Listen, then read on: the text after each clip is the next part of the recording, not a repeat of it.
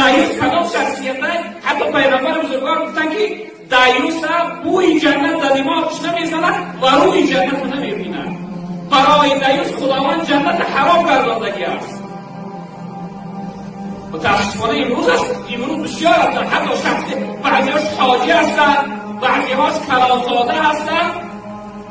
این بی‌ناموسی هست، این بی‌غیرتی است که الله هستند. انسان دایوس میشه وقتی که زنش در مرحله و داخل کوچه برایم با یک رومال میده در بین مردم موی سری زن بار کردنش فرض است برادران عزیز. فقط زن در نزد محرم‌هایش مثلا برادرش هست یا اینکه برادر شوهرش هست، تقایش هست، عمکیش هست، در نزد همونها یعنی چهرهش روش، دستاش تا بندیده است، پایهاش تا بجینک عورت